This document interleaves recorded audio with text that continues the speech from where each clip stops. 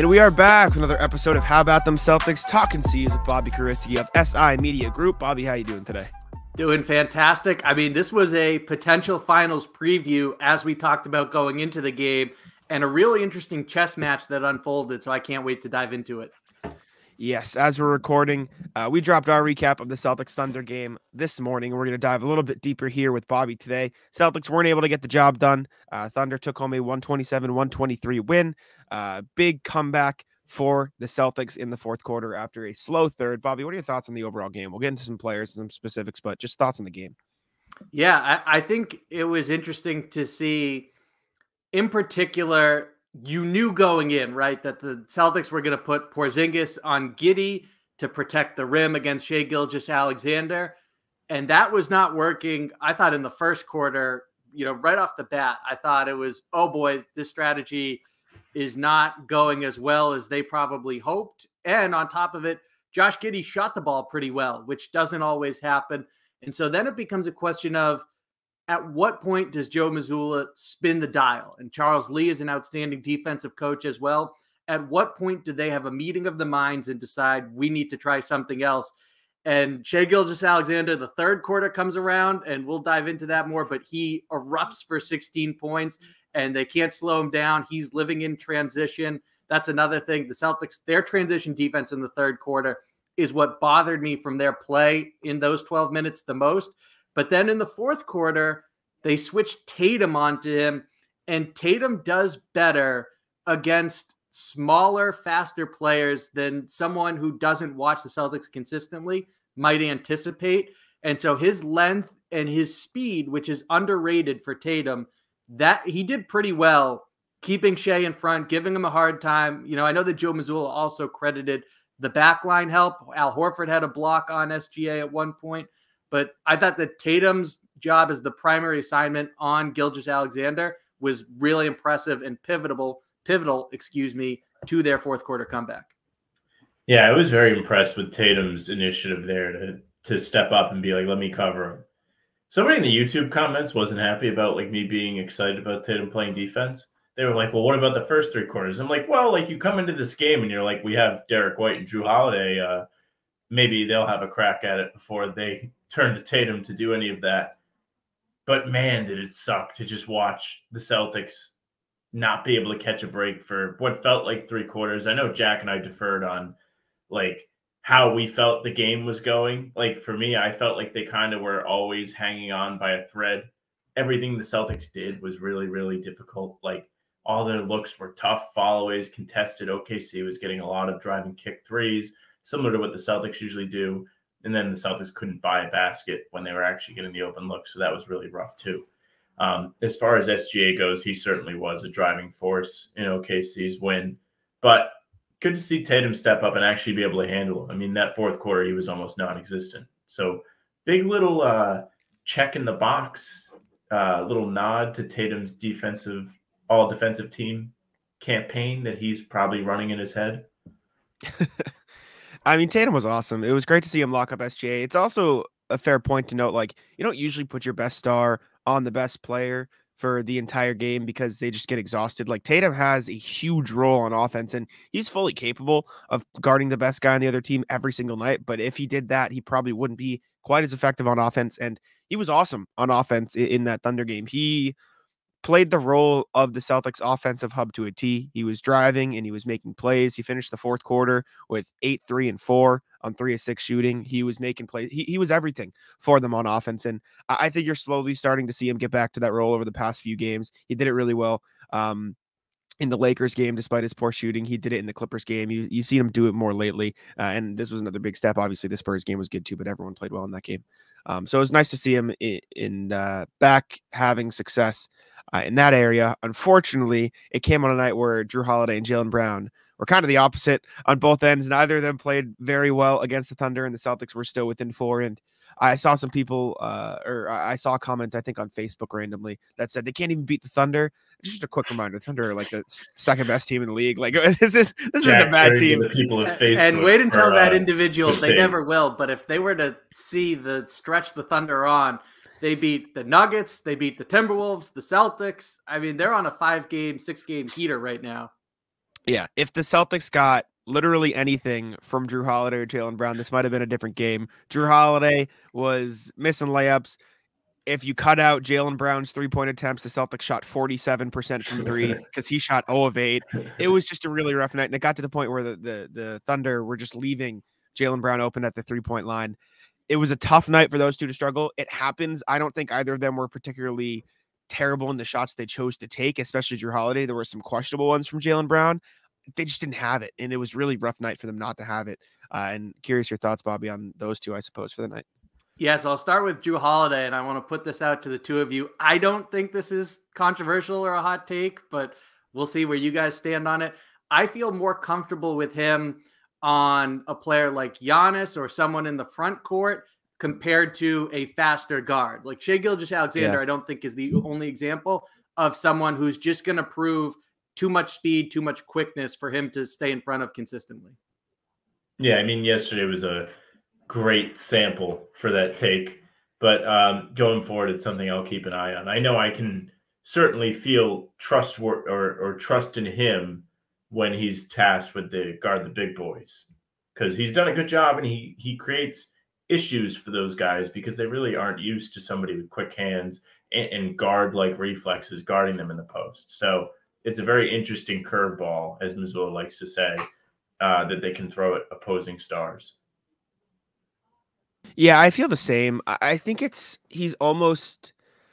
I was talking to Sam about this in the pod last night, and the frustration with him not being able to stay in front of SGA. And I wanted to emphasize the point that SGA is probably better at driving to the hoop than anybody in the NBA. And so, as great as Jrue Holiday is, there's only so much you can do with SGA. That said, that's why you get a guy like Jrue Holiday. That's why he's on the team. So it's frustrating to watch him not be able to do it. But I think Derek White is much better at guarding those quicker guards than Jrue Holiday is. And especially with a guy who is as strong as he is quick, like SGA is, I don't think it can be a one-man show. I think you've got to put a Tatum or a Derek White on him and then show bodies in the lane and then rotate effectively. And they did that better in the fourth quarter, but they didn't do it as well in the first three quarters. And I don't think it was a matter of them being ill-prepared. I think it was just a few miscommunications, and the Thunder played as perfect as you could possibly play, attacking those miscommunications and making the Celtics pay. And I almost think they should have gone to Jrue Holiday guarding Chet Holmgren earlier, because he's been better at guarding those big guys. And for what it's worth, he probably weighs more than Chet Holmgren too. So yeah, I think he would definitely put on a more impressive performance in the weight room than Chet Holmgren. And, you know, I think that the communication is a good point, and full disclosure, I have not had a chance to go back and watch the film yet. That might take until tomorrow in this particular instance with my schedule. But watching it live off one take, I felt like the positioning for the guys who guarded SGA that weren't named Jayson Tatum was pretty poor. I didn't think they did a good job of staying square, staying in front of them. A lot of times they were giving up angles. I felt like maybe you play a little bit further off them than they were too. Again, sometimes you have these thoughts live and you watch it back and it's not the case, or it's, you know, different degrees of it, whatever. But it didn't seem like they did themselves any favor with their positioning and how they defended the drives. And obviously, as you mentioned, their bodies in the lane, you need that backline help, and that helped Tatum out as well in the fourth quarter.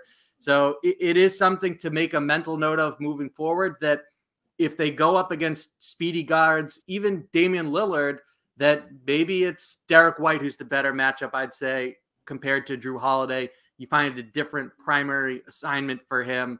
I'm curious to see what we're pulling up right now. This is Shai versus everybody on the Celtics.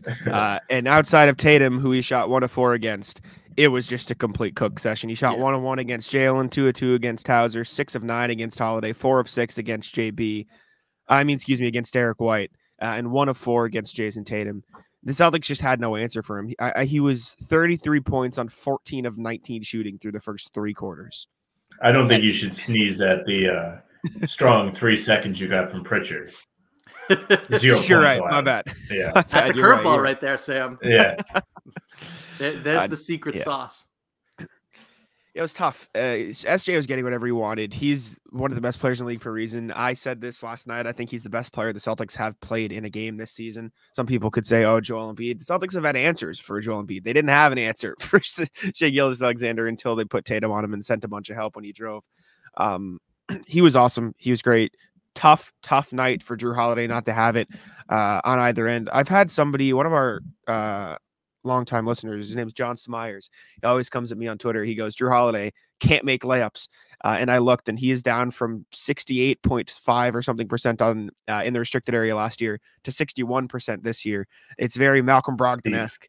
Do you make anything of that for Jrue Holiday missing layups, Bobby, or is that just an unfortunate start to the season? I don't think it's just an unfortunate start to the season, and he smoked one in the first half yesterday where he ended up alone at the rim and kind of an awkward finish. He also had 2 turnovers, on back-to-back plays that weren't a great look. I wonder how much of it has to do with getting fewer touches than he's accustomed to. But for someone who has good touch traditionally around the basket, you get there, you should be able to finish. Maybe there's something to playing in this Celtics ecosystem that impacts these guys like Brogdon as well. But yeah, I definitely don't just look at it as bad luck that he's, just the math alone is going to ultimately bring about a favorable result moving forward. See, I haven't noticed a ton of Holiday misses at the rim this year. It's funny that John pointed that out to you. Obviously, yesterday you noticed.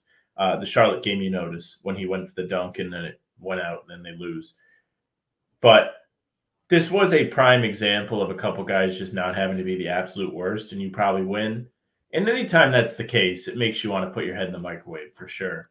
Holiday missed a layup, to your point, Bobby, a couple times. One of the big ones was one he missed, I believe, at the end of the third quarter, and they would have cut the lead to 7 because they did make a bit of a push, and the Celtics did a good job of closing the quarters yesterday. Instead, he missed, and then the Thunder came down and hit a 3, and it was a quick 5-point swing to bring the lead back to 12. That type of stuff is backbreaking when you're trying to climb back into a game, yet they still almost did it. And they did it after another pair of just knockout type blows from a couple Thunder guys early in the fourth. I know Jalen Williams, the center, hit a 3, and then I forget who the other player was who hit one the next possession. But it was just brutal. It was like, wow, this is just not going to be their day. But they dug down and they got back into it. So as frustrating as it is as a fan sometimes when you're like, I really wish they would just let the game end and lose. Even though you want to see your team fight, I hate getting the fake hope, get roped back into the game just to see it not get pulled off. But yes, timely misses from Jrue. It was ugly. It was bad. It was the third quarter was when I noticed it the most. It was they were struggling to find the basket, and OKC was getting out in transition, and then Jrue just smoked a bunny at the rim. SGA or somebody grabbed it, went out in transition, and just hit another one, and they called a timeout right after because it looked like the Celtics were defeated at every missed bucket. Third quarter was very ugly. It's true. We can talk about the third versus the fourth because it was truly an avalanche. It was a landslide. There was nothing the Celtics could do to stop it. They couldn't find their footing no matter what they tried. The Thunder were making everything, and then it kind of flipped in the fourth quarter, and the Celtics locked in. They ended the game with Peyton Pritchard, who was giving them good energy, and they managed to find a way to stop SGA while simultaneously getting buckets on the other end, which I credit Jayson Tatum for because he was the driving force on both sides there. But Bobby, what'd you make sort of the third versus the fourth against the Thunder? So again, I said it at the start of the show, the biggest thing that bothered me in the third quarter, I didn't mind the shot selection overall. It doesn't mean that all of them were good, but nonetheless, the bigger thing to me is the transition defense has to be better. And traditionally for the Celtics, it is. So it's easy to say, okay, this was a one-off. But again, this is a team that you could see in the finals, and their speed the last 2 seasons in particular has caused problems for the Celtics. So that's going to be an interesting thing to remember if these two, in fact, are playing against each other come June, where that transition defense, if you get a night where you're not shooting well, it needs to be better. And that's also going to lend itself to finally breaking through at the other end and kind of overcoming your funk at that side of the floor. So it's going to be interesting to see what happens there moving forward. But the Celtics are traditionally a very good transition team defensively. But that really, in my estimation, is what killed them more than anything in that abysmal third quarter where they got outscored 40-25. It's funny you mentioned the transition because I also feel like it's a strength of an area for the Celtics. I know Jaylen talked about it earlier in the season. He was like, listen, I'm telling everybody, like, we got to run more. It's when we're at our best. And it's true. They really do put a lot of pressure on opposing teams when they're able to get out in transition. And usually that's because they're forcing turnovers or running off misses or whatever. Things are essentially going their way on the defensive end enough to where they can take advantage of it. But when it's happened to them, not a whole lot of fun to watch. The Thunder are a young team. They did a good job of getting Shai easy looks in transition to keep him hot and keep him going. And it was just tough. They had no answer. And it doesn't help when, you know, you're missing layups or you're turning the ball over and you're just letting them get out on you. Just it's usually like a telltale for how the actual game itself is going. Yeah. I mean, I credit them for turning it around in the fourth quarter. I was pretty convinced that they were just cooked at the start of the fourth when they went down by, I think it was 18 at the most. Yep. And then they pulled it all the way back to their credit pretty quickly. I mean, that's how the Celtics offense works. They scored 8 points in under a minute, and they were right back in the game. Derek White hit some big shots. Kristaps was hitting some big shots. Tatum was playing great. And Pritchard was giving them some hustle, even though the shots weren't falling at a clip that he's used to. But listen, as much as it would have been great for them to win this game, it does show that they are more capable of keeping their head in it than they were last year. Like if this was last year's team, you saw what happened. They crumbled to this exact Thunder team by 50 when they went down by that much. Without SGA. Exactly. And so I credit them for the way they came back. And I think that's almost what's most important. And we didn't talk about Jaylen yet. We can, because like Sam said, you get anything from Jaylen, this is a far different ballgame. Literally anything. Anything, and it's different. Rough Jaylen game. I'll say this about Jaylen is he did seem to have a moment when he realized it just might not be his night. And from that point on, there was less just tomfoolery of him losing the ball or taking tough followaways when he really didn't have to. Most of the second half shots seemed like they were just catch and shoot, open ones you expect him to usually make, and they just didn't fall. And I think that is a positive if you want to take one from this, that he was able to recognize, hey, not my night. I'll just play in the flow of the offense. And unfortunately, even that didn't work. But it's much better than, for example, the Magic road game where he was 1 of 14 in the second half and just never figured it out. Like it was real bad. Even in this game, he was 1 of 10 at one point, and the only shot he made was a dunk. Just one of those days. And it's the first bad Jaylen game we've seen in quite a while. So if it becomes a trend, then I'll start getting fired up and mad about it. But it was more of a, hey, he looks like he's not making shots compared to, oh, he's playing CTE ball today. Yeah, I think that meshes with what Jack was saying. From a mental standpoint, there are some meaningful positives to take out of this game. Certainly the resiliency and the grit they played with in the second half of the fourth quarter as they came back from 18, when prior to then, it looked like this game might be a wrap. And really what was disappointing, I know that they closed the third quarter pretty well, could have gone a little bit better. They had a chance to stay within 6, but at the same time, going into the fourth quarter, Gilgeous-Alexander, Chet Holmgren, and Jalen Williams, the better one of the two, off the floor.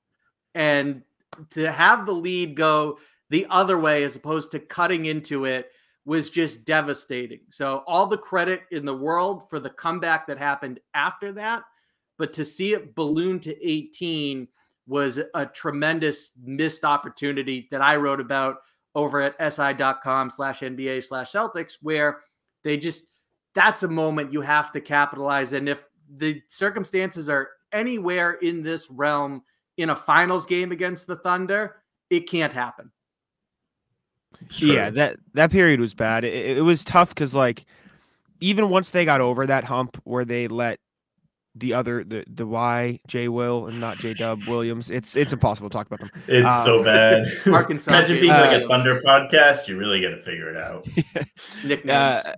Once they got over that hump where he was hitting a couple of big shots, they figured it out. But even then, like, every single small mistake the Celtics made, Chet was there to hit a big three, and then another one, and then Jalen Williams was there to push it in transition and hit a mid-range shot. The Thunder were able to make every single big shot. This felt like they played a perfect game. Like, there are very few spots where you can look at in this game for the Thunder and say, yeah, they probably should have been better. Like, they hit every spot. They hit all the big shots. They shot 45% from three. Josh Giddey made them pay when the plan was to let them shoot shots from behind the three-point line. Like, everything that they did. Like, Al Horford sucked in the defense for half a second to help on a drive against Peyton Pritchard, and Jalen Williams hit a shot from 2 feet behind the three-point line. Like, every single small thing the Celtics did that could be even maybe a mistake and maybe a good play, the Thunder made it into a mistake. And so you credit them for stepping up when they needed to most. But that third quarter was just, and the start of the fourth was just too much for the Celtics to overcome in the end. Even though I think you saw at the end of the game that if they're on, the Celtics are good enough and probably better than this team. It's just the Celtics shots weren't falling for just long enough where they couldn't get over the hump, which is tough. And even that fourth quarter comeback by the Celtics, I think it had a lot to do with the Thunder taking their foot off the gas. They kind of eased up there, which we saw that from the Celtics last season a lot. And we've seen that from Boston in the past, certainly. Not that it's unique to them, but nonetheless, it was a little bit of the Thunder feeding into their own potentially a demise there at the end, nearly cost them, but Boston just couldn't get those 1 or 2 stops needed. That last Chet Holmgren three was a dagger. You mentioned the Jalen Williams mid-range as well. That was a big shot off a quality look.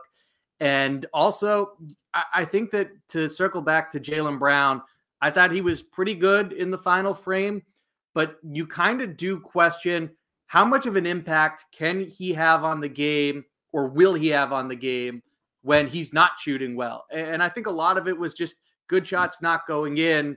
And you certainly, we've seen the evolution. I've written about it extensively throughout the season. Defensively, he's playing the best of his career as a facilitator and a tone setter for them, pushing the pace, all this stuff that we see consistently. But this was a great opportunity for him in the third quarter, especially, to say, okay, let me be the driving force in why we step it up in terms of transition defense and why we're pushing the pace more to get higher quality shots. And let me figure out ways with my facilitating. Maybe I'm screening more, doing different things, because we've seen even in huge playoff games like Game 6 in Philadelphia last year with their season on the line, Jayson Tatum have a positive impact without being able to score or shoot well. Jaylen Brown, that's a part of his evolution, and I do think he's getting there. This was just an opportunity where it didn't happen. Yeah, I think we've seen real flashes of like the playmaker Jaylen this year. I think the assist to turnover ratio might be one of the best it's ever been for him, if not the best. I don't know off the top of my head, but I do know that the assist numbers in particular have climbed up quite a bit, which is a good sign. And then back to last night, him recognizing it's not my night, I don't need to try and make turnaround followaways, is also a big thing. Like, that's huge. You could have him out there trying to fire up shots like he's made 5 in a row. That's what we saw against the Magic. There was a point he missed 8 in a row in that game, and he pulled up in transition for 3. That's the stuff to make you like just turn the game off. So much improved from him. Yeah. I credit him for that. Sam, I know you mentioned it earlier, but it felt like he just did it a little too late. Like he was still playing. Yeah, he did. He definitely did. Really trying to get something going. It just clearly wasn't there. But it does feel like he has made steps and progress in that regard. We haven't talked about Kristaps yet. We can talk about him briefly here before we wrap. But Kristaps was also awesome in this game. He felt like a guy the Celtics could constantly go to as a matchup nightmare for the Thunder. And it feels like that's kind of become the case for any team the Celtics play, which is just like a crazy advantage to have when you're also the best team in the league. I mean, he finished with what, 35 points, I think, something like that. So 34, maybe. 34, 35. A lot of points for Kristaps. Bobby, what are your thoughts on that, on him? Yeah, so stats department is saying 34 points, 10 rebounds, 3 blocks, I was 2 close. assists. Yeah, that's like when someone guesses the time and it's 9:40, and or they say 9:40 and someone says no, it's 9:41. Whatever. You were right for all intent and purposes. Idiot Jack. And when it comes to his performance, from an entertainment standpoint, I wanted to see more of him against Chet directly, but obviously both teams had strategies where that didn't really bear out. nonetheless, Porzingis was outstanding. And I loved, especially in the first half, when it came in him asserting himself on the offensive glass. He had a couple rebounds, extend the possession, put back. And so that was nice to see from him. It's something you don't always see from him. His screening is another barometer for the Celtics' success offensively. When he's setting them effectively, they create good shots. And usually it's him who gets rewarded directly because it forces a switch, and then he gets to punish that. And that's a curveball that they didn't have last season and is going to be crucial to their playoff success. So I thought it was a really nice game all around with those 3 blocks as well from Kristaps Porzingis. This is another example, very minorly in this case, but an example nonetheless, that the man is clutch. He made that wannabe 3. It was a 2 with like 4 seconds left. It would have put the game to just 1 point had it been a shot where he was behind the line. But that was I his saw your 11th tweet make. fading LeBron on that. Yeah. I mean, it's almost like you shouldn't be a child when you're in the NBA. It's crazy. Shouldn't. But it was his 11th clutch make of the year in just 17 attempts. That's pretty good for the volume that they've used him at. And that's because he's able to use his size. He's this enormous, long freak of a shooter where he can just put the ball above his head and there's nothing really anybody can do about it. He's done a great job of picking on mismatches, and he's done a good job of getting himself to the free throw line too, right?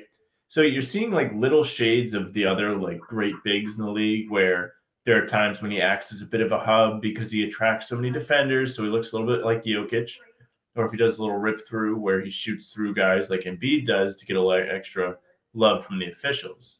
Either way, he's doing a great job of putting pressure on the defense, and it's what you want to see.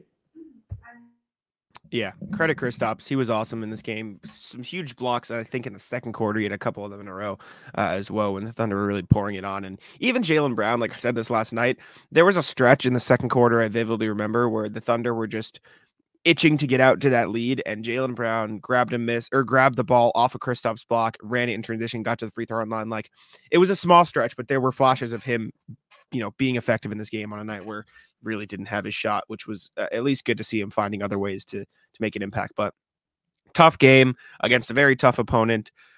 I don't classify this as a panic loss. I don't think either of you guys do either. Any final thoughts, Bobby, before we get out of here? No, I forgot to mention there, that was a great point, that Porzingis, I wrote about this in the second quarter, he flipped the momentum. They were down by 8 when he came in, and I think it was Jalen Williams finished up his trip to the free throw line, and then all of a sudden the Celtics closed out the last 8:15 of the second quarter. They outscored Oklahoma City 29-17.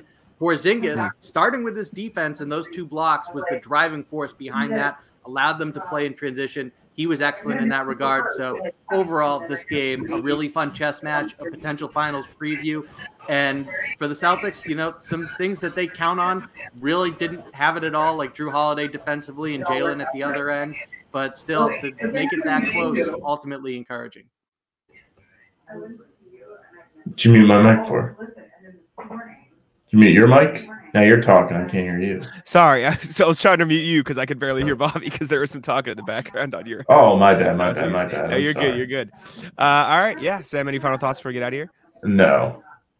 All right. Well, thank y'all for tuning in. We appreciate it. Make sure to subscribe to the channel. Check out Bobby's work at si.com inside the Celtics. Thank y'all for tuning in. I'll let Sam wrap it up.